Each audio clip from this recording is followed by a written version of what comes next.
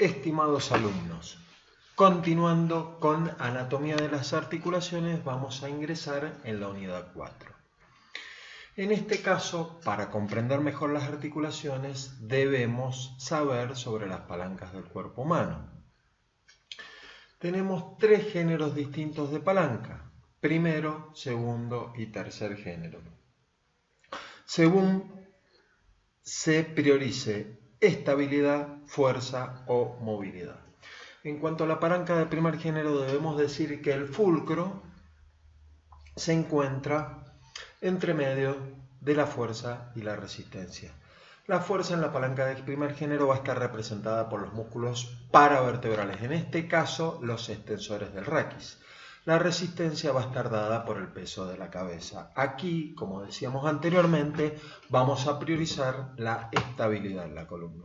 Muy importante dicha estabilidad. Recuerden que la postura es muy compleja. Mantener el equilibrio en posición bípeda es un costo bastante alto, por lo tanto la estabilidad, en este caso cuando poseemos o cuando la persona posee una escoliosis, se ve disminuida o se ve dificultada dicha estabilidad. Por lo tanto es muy importante la estabilidad. Bien, en cuanto a palancas de segundo género, aquí, como decíamos anteriormente, priorizamos la fuerza. Vamos a encontrar en el punto medio la resistencia, que en este caso va a estar dada por el peso del cuerpo. Tenemos el ejemplo de una persona que se para en puntas de pie. Dicho fulcro va a estar en la punta de los pies. La resistencia va a ser el peso total del cuerpo y la fuerza va a estar dada por la misma ejercida por el tríceps oral, compuesto por gemelos y sóleo. Priorizando en este tipo de palanca la fuerza. En tercer lugar, vamos a encontrar la palanca de tercer género, en la cual vamos a encontrar el fulcro dado por la articulación. En este caso va a ser el codo. La fuerza dada por el bíceps braquial. La fuerza va a estar entre medio de la resistencia y el fulcro en este caso, en la palanca de tercer género. Y la resistencia va a estar dada por el peso del antebrazo y la mano. ¿Qué vamos a priorizar aquí? La movilidad. También la vamos a encontrar en la articulación del hombro. La articulación más móvil del cuerpo es una diartrosis, más precisamente una enartrosis, con movimiento en los tres planos y una riqueza de movimientos muy grande. Ya lo vamos a ver más específicamente cuando veamos la articulación del hombro. Bien, continuando con columna vertebral, debemos decir que el precursor de la misma es el notocordo. Luego de este, embriológicamente se va a formar el tubo neural precursor del encéfalo y la médula. En el organismo adulto ya vamos a tener una estructura más compleja. Esta médula va a estar protegida por la columna, que va a ser una de las tantas funciones de la columna vertebral. Curvaturas. Vamos a tener dos sifosis y dos lordosis. Las lordosis, con convexidad anterior ambas, presentada por la curvatura lumbar y la curvatura cervical. Las sifosis, representadas por la curva torácica y la curva sacra. Debemos decir que en las curvaturas lordóticas o lordosis se va a priorizar la movilidad, y en las curvaturas sifóticas se va a priorizar la protección de órganos. En el caso de las sifosis, la convexidad es anterior, y en el caso de las lordosis la convexidad es posterior, como podemos ver en dicha figura. En cuanto a la protección, como decíamos anteriormente, la parrilla costal junto con la columna nos va a proteger órganos tan importantes como los pulmones, corazón y mediastino. Y a nivel de la pelvis o el anillo pélvico nos va a proteger elementos tan nobles como aparato urinario, paquetes vasculonerviosos, nervios, arterias, venas, órganos genitales, un traumatismo expuesto en esta región puede ser no compatible con la vida. Bien, equilibrio, fundamental hablar de equilibrio cuando hablamos de columna vertebral. El equilibrio, desde que poseemos la posición bípeda, se torna en algo muy importante, la verticalización. Recordemos que somos unos homínidos que filogenéticamente provenimos de cuadrúpedos. Este cuadrúpedo posteriormente tuvo una actitud arbórea y por último la aptitud bípeda.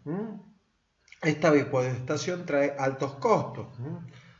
Trae problemas de columna, como la hiperlordosis, hipercifosis, escoliosis. También debemos decir que la columna no es recta. El no ser recta es importante para poseer de este equilibrio que hablábamos anteriormente. Para este equilibrio van a pasar tangentes por la articulación occipito-tloidea, entre la séptima cervical y la primera dorsal, otra tangente a nivel lumbar y otra a nivel lumbosacral. Todas estas curvas nos van a dotar de equilibrio y de resistencia. La columna tiene que tener un equilibrio, valga la redundancia, o un manejo entre la resistencia,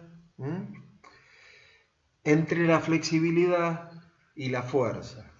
Los estabilizadores dinámicos van a ser los músculos, en este caso los paravertebrales, el core, ya lo vamos a ver más completamente cuando veamos músculo. Este core está compuesto por los planos abdominales, que son 6, con una función importantísima del transverso del abdomen, conteniendo las vísceras y el útero grávido en la embarazada, los músculos del piso de la pelvis y los paravertebrales, que también son varios planos musculares, desde los pequeños paravertebrales adosados a las vértebras hasta los paravertebrales que ocupan grandes segmentos de la parte posterior o de la espalda, como los iliocostales, iliodorsales, el dorsal largo, y etc.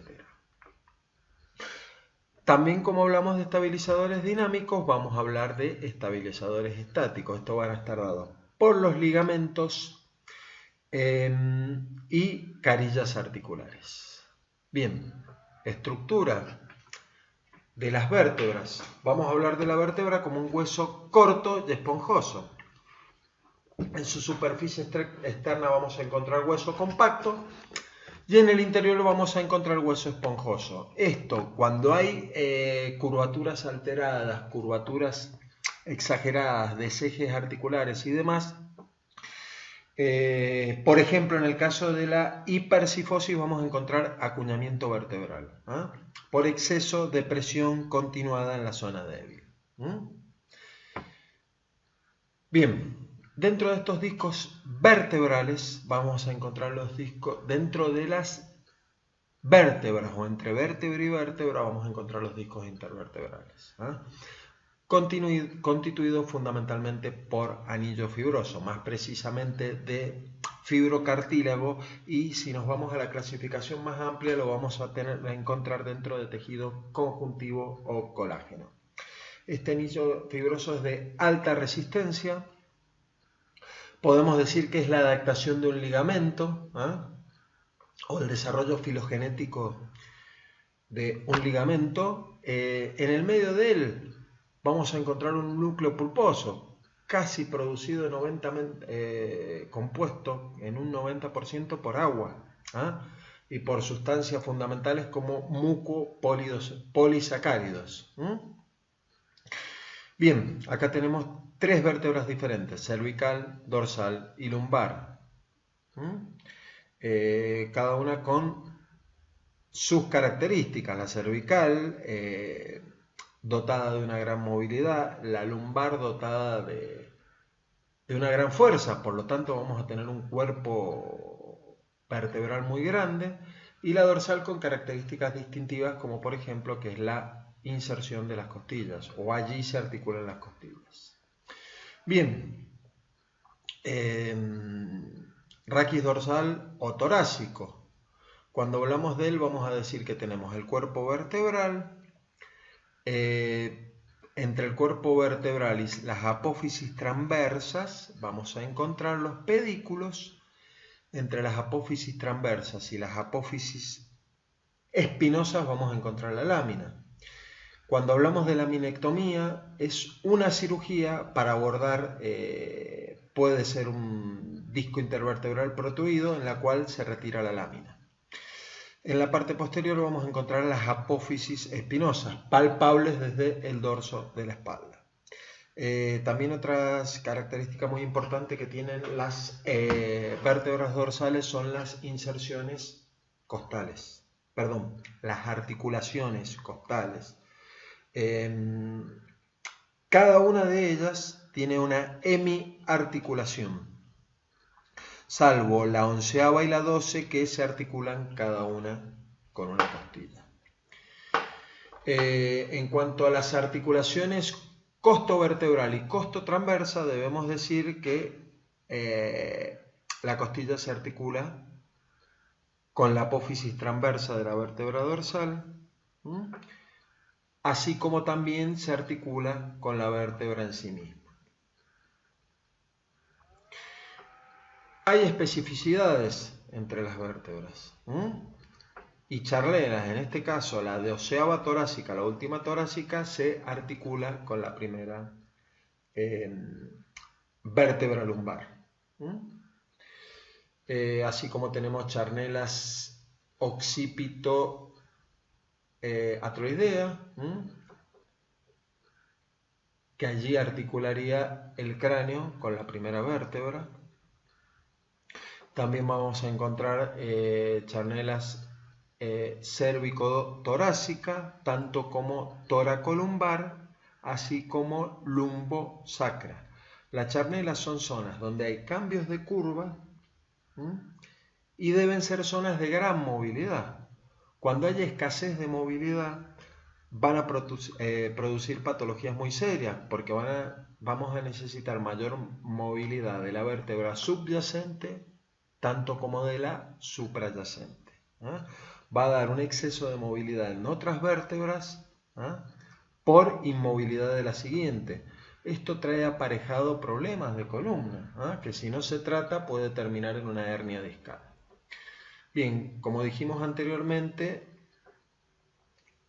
vamos a encontrar el cuerpo vertebral en la parte anterior, que es la parte de menos movilidad, y una parte posterior de mayor movilidad en la columna, que va a estar constituida por pedículos dados entre apófisis transversa y cuerpo vertebral, las láminas entre apófisis transversa, apófisis espinosa, los agujeros vertebrales y las apófisis articulares, tanto inferior como superior, y el agujero vertebral, como decíamos anteriormente, por el cual pasará la médula. Otras especificidades de las vértebras. Tenemos en la primera lumbar una apófisis costiforme menos desarrollada. El cuerpo de L5 es un cuerpo bastante alto, fuerte, prominente, que nos va a dar la articulación de la quinta vértebra lumbar con el sacro, con la base sacra.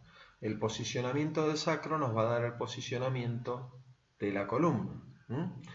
Si tenemos un sacro muy vertical, vamos a tener una columna con una menor lordosis. Si tenemos un sacro horizontalizado, va a aumentar esa lordosis conformando una hiperlordosis. Si hablamos de L3 debemos decir que es la parte más desarrollada del arco. Bueno, las vértebras con las diferentes características, la vértebra lumbar, con un cuerpo vertebral muy grande, apófisis espinosas también muy desarrolladas porque es una inserción de grupos musculares muy potentes. Si hablamos de las vértebras dorsales, tenemos que se articula con las costillas tanto a nivel del cuerpo vertebral como las apófisis transversa, constituyendo la articulación costo-transversa y costo-corpórea.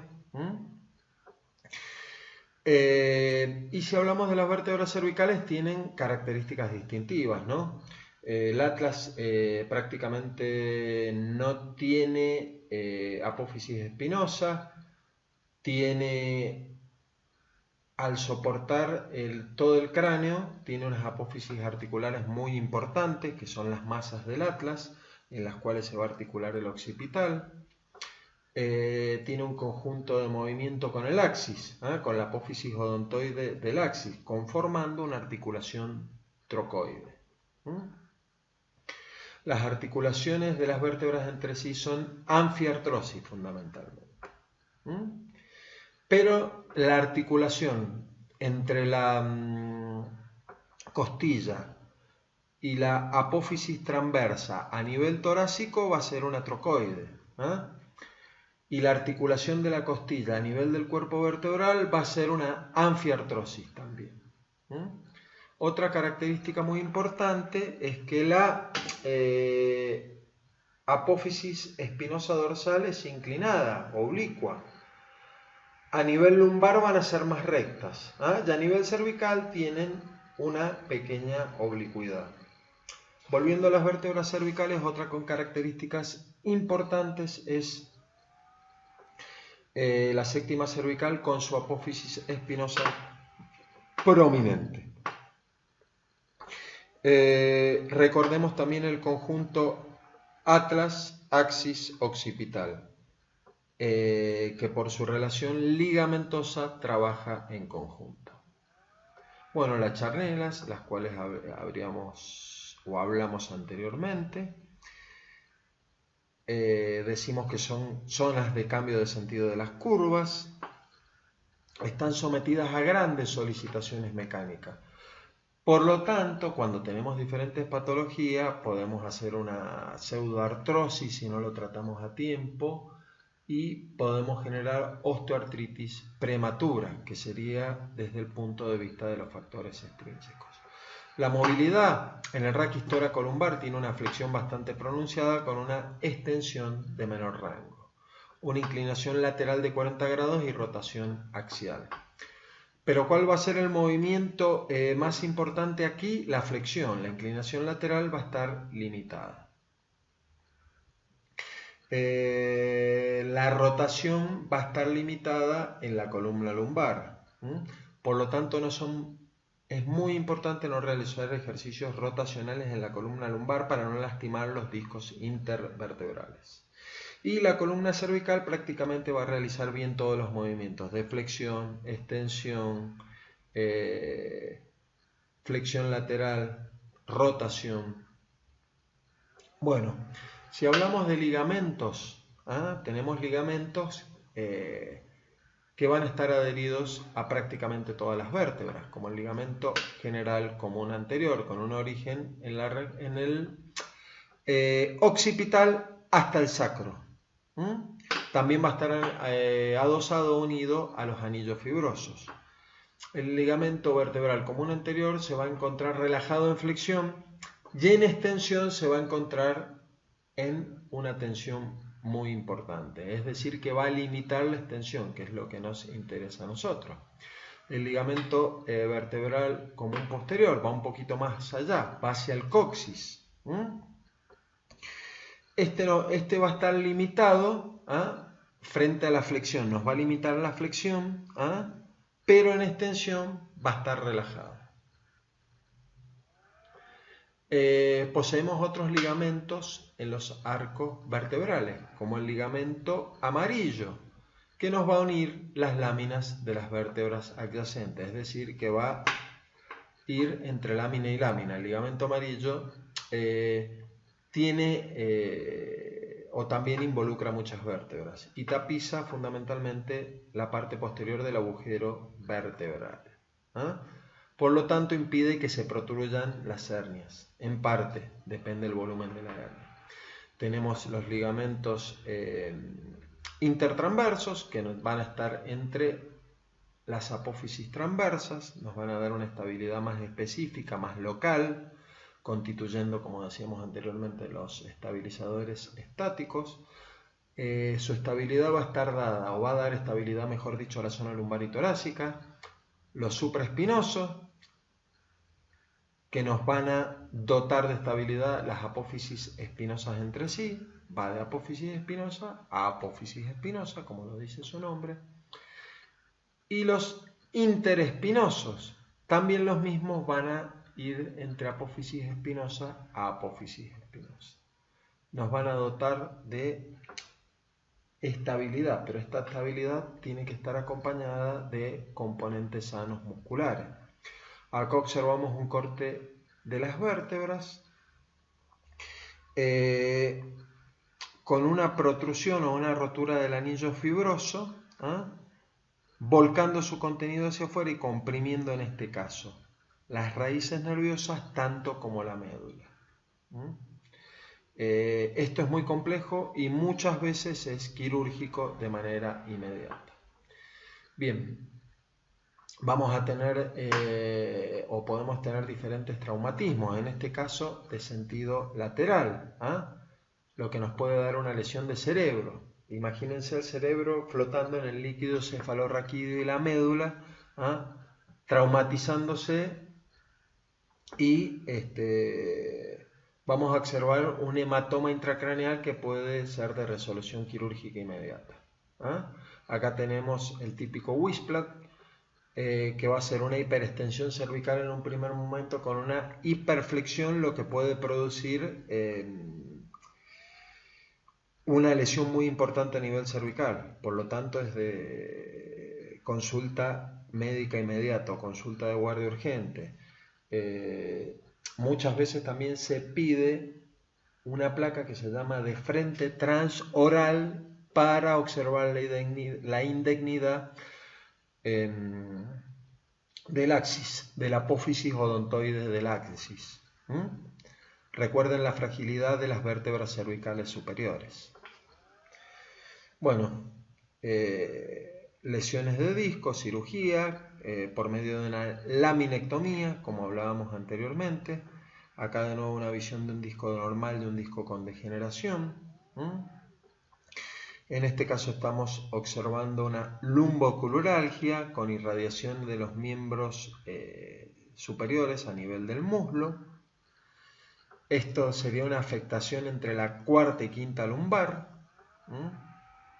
Una hernia vista desde el sentido lateral, realizando una compresión en la médula y en las raíces nerviosas, lo cual es muy doloroso, incapacitante desde la parte motora y desde la parte sensitiva, visiblemente doloroso. Escoliosis, que tanto como la hiperlordosis, la hipercifosis, que son aumentos exagerados de la lordosis, y la cifosis, trayendo aparejado diferentes problemas, la escoliosis, que se da en gran parte de la población, siempre en proporciones compatibles con la vida diaria. Cuando esta toma proporciones muy grandes, es quirúrgica, porque trae consigo muchos problemas, en órganos incluso.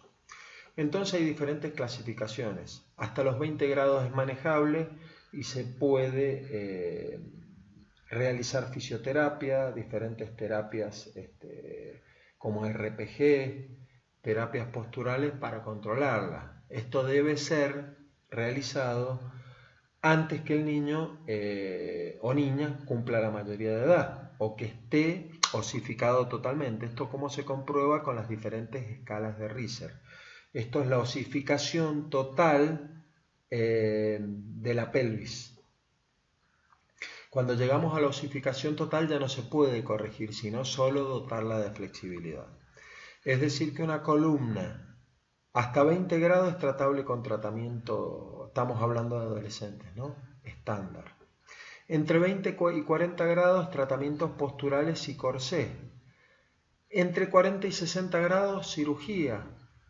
¿Qué pasa en estos estadios tan avanzados de escoliosis, 40 o más de 60 grados? Compromete órganos. Muchas veces va acompañada con rotación de cuerpos vertebrales. Estaríamos hablando, por ejemplo, de una cifoescoliosis. ¿Y esto qué va a pasar? Va a colapsar el pulmón de ese lado, va a colapsar los órganos de ese lado. O sea que nos puede traer problemas respiratorios, problemas circulatorios. Además de problemas, osteoartritis futura, dolores y demás. Por lo tanto, tiene que ser de resolución inmediata. Bien, hay enfermedades en las cuales se protruye o salen los nervios hacia afuera. Esas también son de resolución de neurocirugía inmediata en el niño.